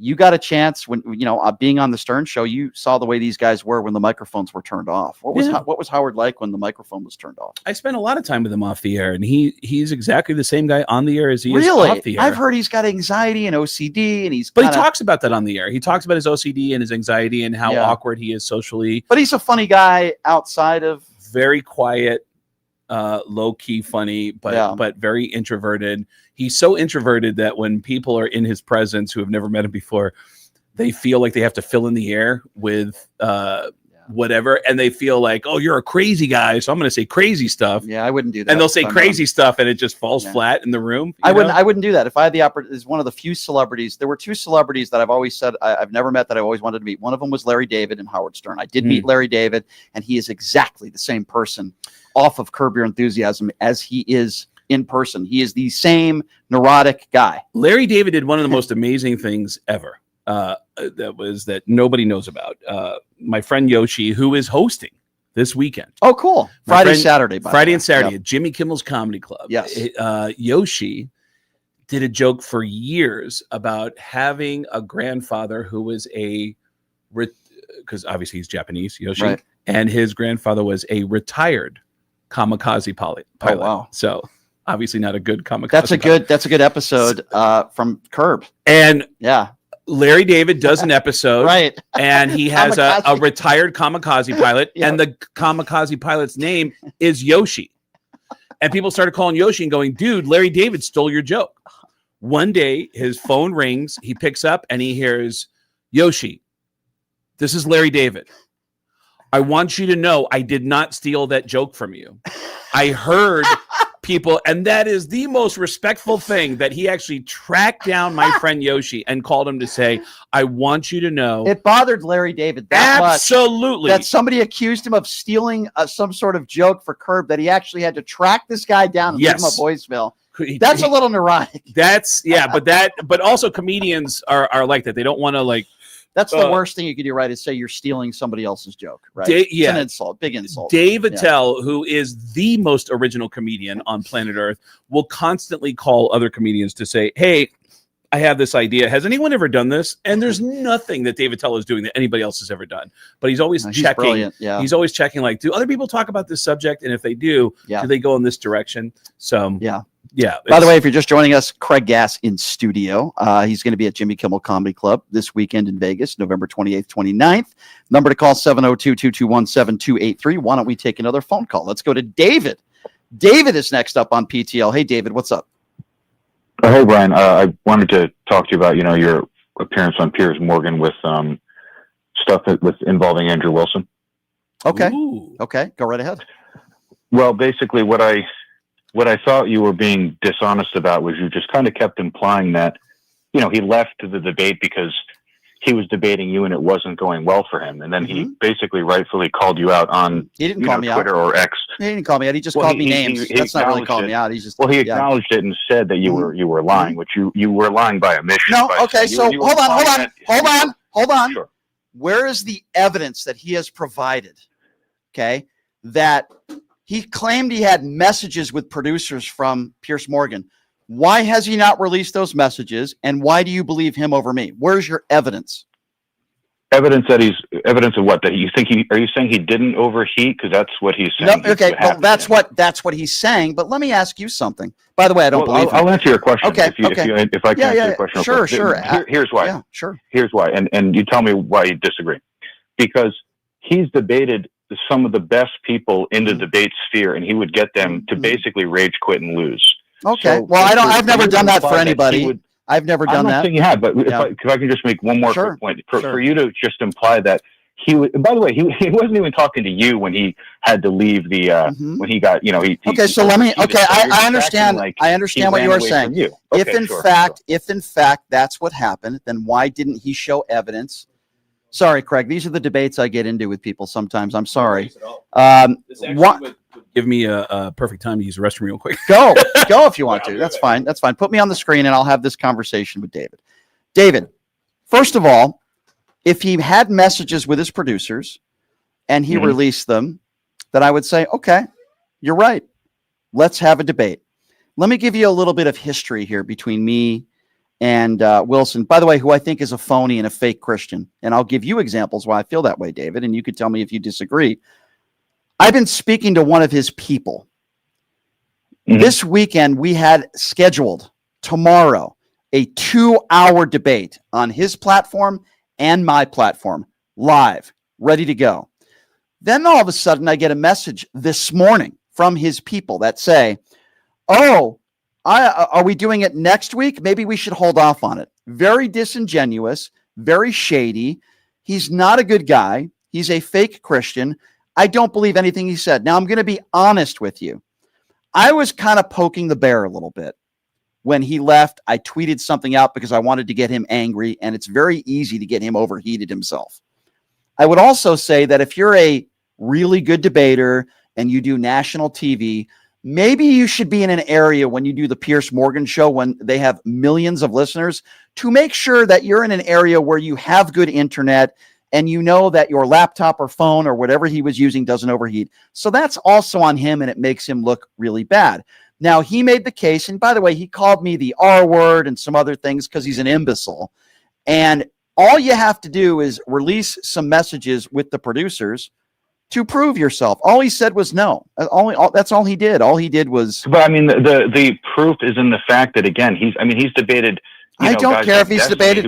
I don't care if he's debated a million people. It shows a history of him not running away from debates with people that are, respectfully much better debaters. Well, it's very simple. He's debated some of the best in the world. He hasn't ran away from. First of all, he's not even close to one of the best in the world. He's an imbecile, he quite literally is. Okay, well, if you have the opinion that Andrew Wilson is one of the best debaters in the world, then I would say you're one of the worst takes I've ever had in my 22-year radio career. It's not true. I mean, demonstrate a time. Okay. He didn't. Well, we'll see if he shows up. He would get people like. Okay. Well, listen. You think Donald Trump wins every debate? So I mean, with all due respect, sir. Yes, you do. No, I don't. I actually told you on your show probably last year that I thought he lost a debate against. So let me ask Craig a question. As Craig is back now with us, I want to David. Let's ask Craig. Craig, if you were going to be doing a show like Piers Morgan or a show that has millions of viewers, don't you think it would be important to make sure that you have a good internet connection and that you're not using equipment that might overheat? Of course. I mean, that's the first. Well, I mean, of course, that's not that. Like that question, anybody's going to say yes to that, but you don't know the specific details. No, that's what he said. That's what he claimed. He claimed it. No, but my point is, like he didn't. My point is that you're taking the word from a guy that wears a cross on his neck, that smokes on the air during interviews with Piers Morgan, because he doesn't have any credibility, because he defends Donald Trump calling people names and he calls himself a Christian. Okay, you're defending somebody that is a phony. How does he not have credibility? He has hundreds of thousands of views. So Paris Hilton, excuse me. If a following means something to you, then does that mean Paris Hilton is the best DJ on the planet? I'm saying that's one. Paris Hilton gets paid. That's one part of it. Okay, well, here's one part of it. Paris Hilton gets paid $250,000 to do an hour of DJing in Las Vegas. by your standards, she's one of the best DJs in the world? No. Okay, thank you. Not, you see, that's Ask not my Craig a only question. standard. You're not That's making my it. only You're not standard. making any valid points here. Have a conversation with Craig. How am I not making valid points? I'm getting a little over it with you. I'm kind of over it with you. All right, listen. Ask your boy. Right, because I basically just because I called you out because you were effectively lying by omission. Okay. I like you, sir, and I would love to have you come down to Jimmy Kimmel's Comedy Club where I could have a friendly conversation with you. I won't interrupt you or call you an imbecile, and I'll even listen to some Paris Hilton music with you. Oh, well, she's my favorite artist, so you know what? I'd love that. Brian rightfully knew that I love Paris Hilton. I am looking into her catalog right now as we speak. She seems like a nice lady. All right, David, call back tomorrow. Call back tomorrow, David. All right? Sure, Thank you for the call. All right. 702-221. Thank you, David. Maybe David will show up at your show. You never know. Man, I know there's going to be some Kiss fans showing up. I just performed. I performed with Kiss here in town last week, and, which is amazing. And one of my favorite, and I have a lot of favorite moments of the Howard Stern show, but one of my favorites was you on the Howard Stern show, and that was probably dressed up in the Kiss gear. That was probably. And you tell the story when you're on stage, and it's like one of my favorite Howard Stern stories that you tell. Yeah, well, I started doing an impression of Gene Simmons on the Howard Stern show where I would just interrupt all the music guests as Gene Simmons and try to sell them crappy Kiss products. And when you're in character as any character, if I'm Al Pacino's baby, which is this dumb idea, which is now coming back again because Al Pacino just had another baby, which is just a baby that sounds like Al Pacino. Al Pacino's 82 now, and he just had another baby. So talking to what is theoretically a baby on the air that sounds like Al Pacino and saying, man, you're Al Pacino's baby. What do you like to do for fun? What do I like to do for fun? I like to pee. You like to pee? I love to pee because I'm a baby. I love my cock-a-doodie poopy. Like it was ridiculous. It was insane. And then you keep asking me questions, as Howard would do. Right. And you put me on the spot to come up with an answer. And then as Gene Simmons, Howard would say, there's one time I got in trouble when he said, well, let's be honest, Gene, Kiss invented everything, right? And I said, of course.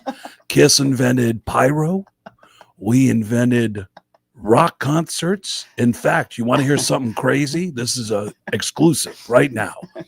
Kiss invented cancer, the disease. We invented it. We came up with it. And you want to hear something crazy?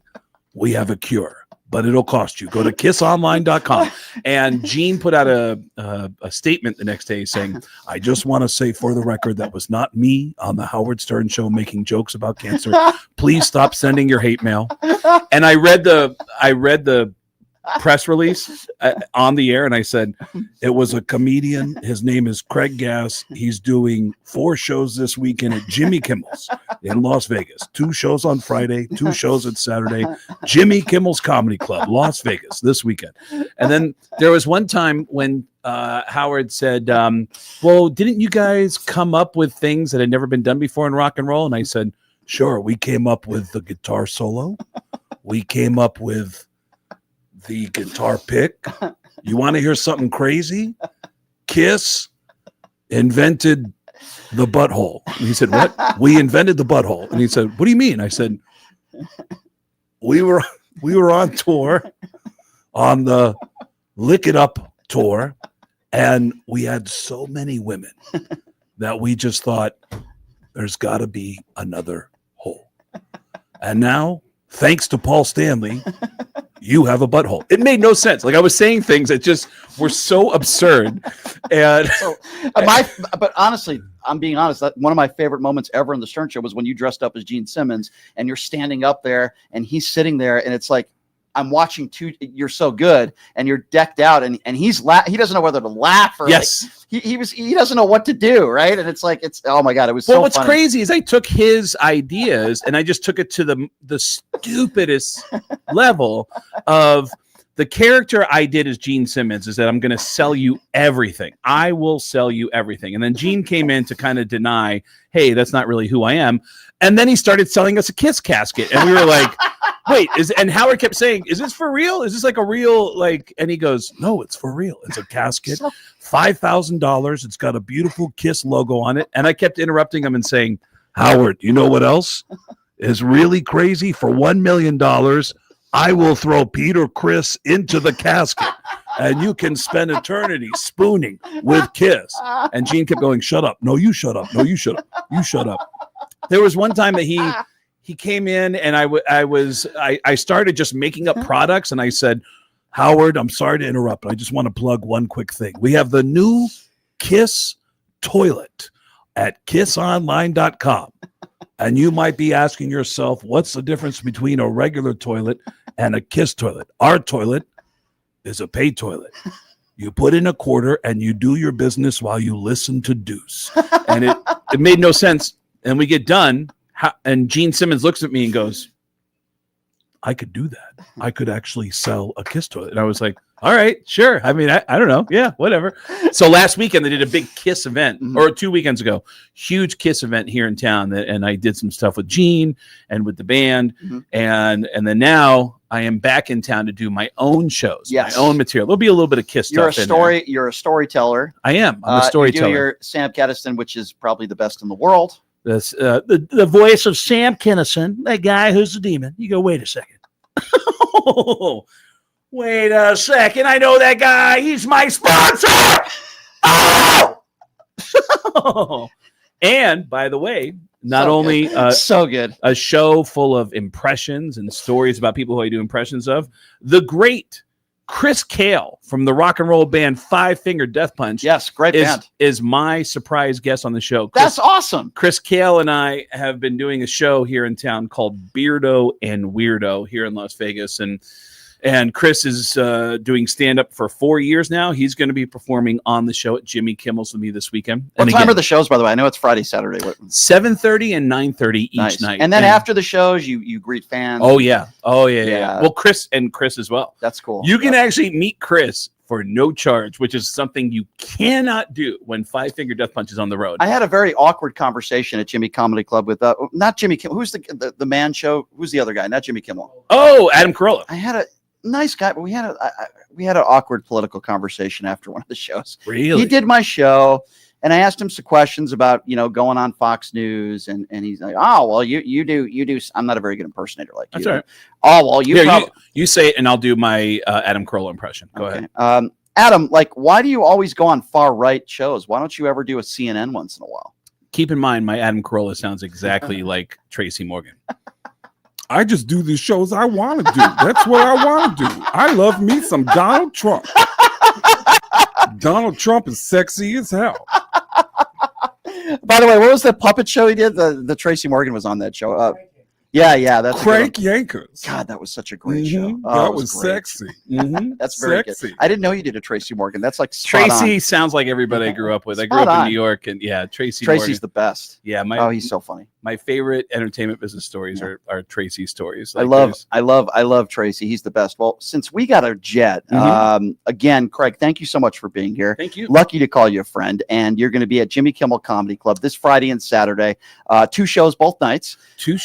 Yep. And get your tickets at Jimmy Kimmel Comedy Club at the box office there. You can also go to getgas.com. Get Gas. On your website. Yeah, my website. Getgas with 2 S's.com. Getgas.com for the tickets to Jimmy Kimmel's this weekend, Friday and Saturday. Me and Chris Kale. I cannot wait. You are one of the funniest in the business, and I always love it when you spend some time to come on the show, man. I can't thank you. It's been a couple of years. It's been a little bit. It's been a couple of years. The show's changed a lot. Yeah, I was telling my girlfriend on the way over here, like, craziest thing. I'm in my car. I'm listening to this guy. I'm like, wow, this guy's amazing. And he's making mentions about like really Howard deep Stern, stuff about Howard. And you just called in. Yeah. And that's how we got to know each other. You were 100% accurate about what you were saying on the air. And I was like, whoa, this is crazy. I recognized your voice right away. Oh, is that right? Yeah, I knew it was you. Very kind of you. Thank you for always making me feel like $1 million. You're the best, man. You're the best. And I will see your show this week. I can't wait. Please, I want you to come down. I can't wait. Craig Gass, everybody. Thank you, everybody, for joining us. Oh, by the way, we'll find out if I'll be debating Andrew Wilson tomorrow. We'll see if he chickens out on me. Maybe he'll overheat. But anyway, thanks to Craig. Or is it going to be me doing an Andrew Wilson impression, which is going to sound exactly like you need a cigarette, and your IQ needs to drop about 100, and you'll do it. All right, people, now listen. I got myself a cigarette and a cross around my neck. Oh yeah! This is why I have to see him this weekend. The very funny and the very talented Craig Gass. Craig, it's good to see you, my friend. Thank you so much for being here. It's great Man, to this see show- you too. You're going to hear great jokes I know this we will. weekend. I know like, we will. what route do crazy people take in the forest? I'm a psychopath. Pow! That's a great joke. I could listen to this guy I don't care forever. who you are. So good. I can listen to him forever. Craig Gass, everybody. All right, we'll see you tomorrow, everybody. Have a great day. Hey, everybody. Are you struggling to find a pizza place that reminds you of Brooklyn? That true